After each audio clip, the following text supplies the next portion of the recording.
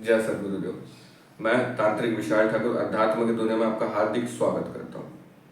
आज मैं आपको किसी शक्ति के बारे में जानकारी नहीं दूंगा। आज हम बेसिक लेवल पर बात करेंगे। कई लोगों के मन में ये सवाल होता है कि हम तंत्र की शुरुआत कैसे करें, हम तंत्र में एंट्री कैसे करें। तो उनके लिए ये वीडियो है जो प्रारंभिक स्टेज के जो साधना में एंट्री करना चाह रहे हैं। एकदम हम ग्राउंड लेवल पर बात कर रहे हैं अभी कि आप शुरुआत कैसे करेंगे। शक्तियों के मैटर में हम कभी और चर्चा करेंगे, कभी और उसके लिए मैं अलग से वीडियो बनाऊंगा, लेकिन अभी हम सिर्फ केवल तंत्र में एंट्री का बात करेंगे। तो तंत्र के लिए सबसे पहले तो आप विधिवत गुरु दीक्षा ले, योग्य गुरु ढूंढे और विधिवत गुरु दीक्षा ले। गुरु दीक्षा के बाद पहला तो होता है कि आपका जो सर्वप्रथम साधना होता है वो होता है गुरु मंत्र का साधना।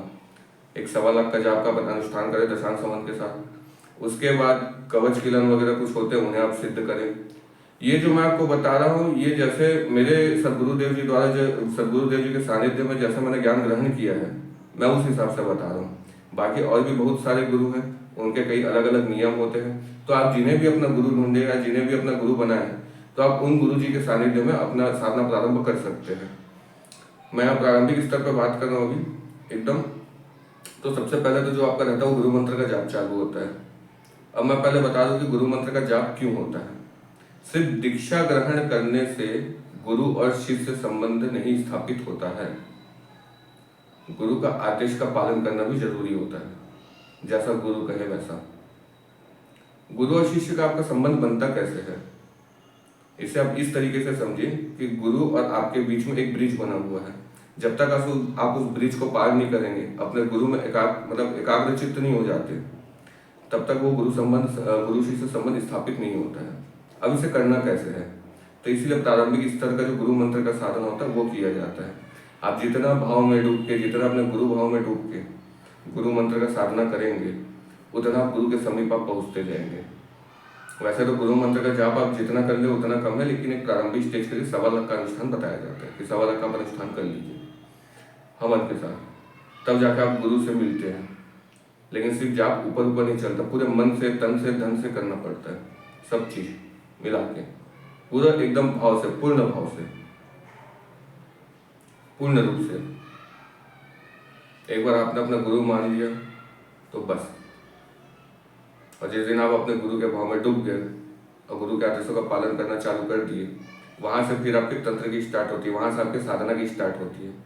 कोई भी गुरु के द्वारा दिया हुआ क्रिया तभी काम करता है जब आपने गुरु मंत्र का साधना किया सर्वप्रथम।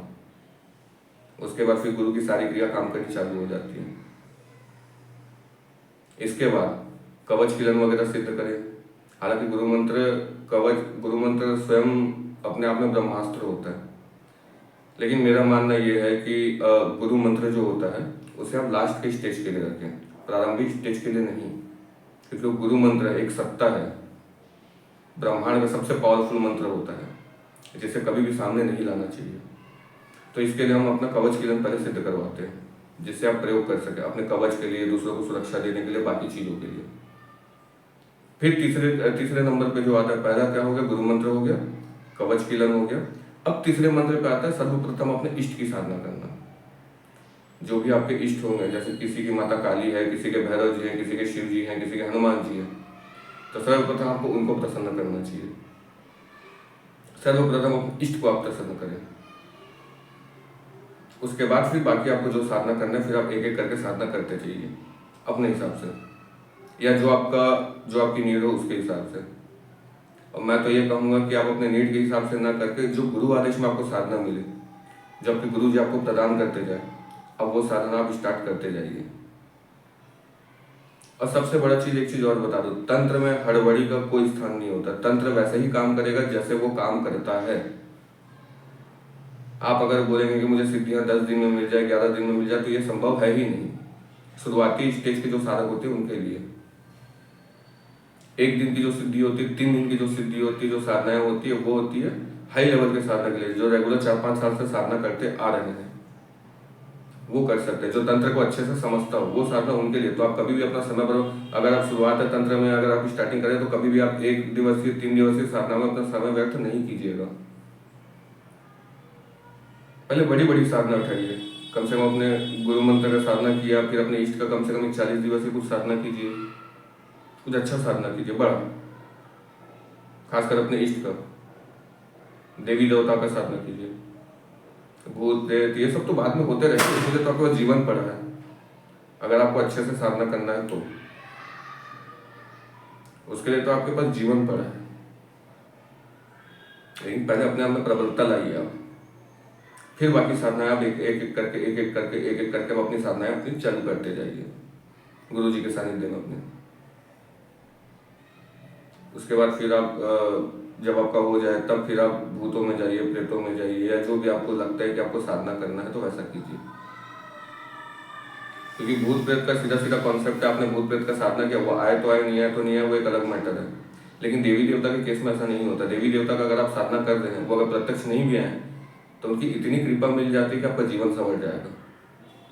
तो सबसे पहले आप देवी देवता की साधना कीजिए। इष्ट के बाद प्रारंभिक स्तर में इष्ट की साधना करेंगे आप गुरु मंत्र के बाद। इसी लाइन में हम आगे और आपको बताएंगे कि आपको क्या करना चाहिए, क्या नहीं करना चाहिए, कैसा शक्ति, क्या शक्ति, शक्तियों को सिद्ध कैसे करना है, या साधकों की जो गलतियां होती है, तो अभी मैंने बताया कि स्टार्टिंग कैसे करना है। इसी के आगे मैं आपको ये बताऊंगा कि साधनाओं में जो लोग गलती करते हैं, मैक्सिमम लोग, साधक क्या गलती करता है जिसकी वजह से शक्ति प्रत्यक्ष नहीं आ पाती। तो ये सारी चीजों को हम बताएंगे अगली वीडियो में। जय सद्गुरुदेव।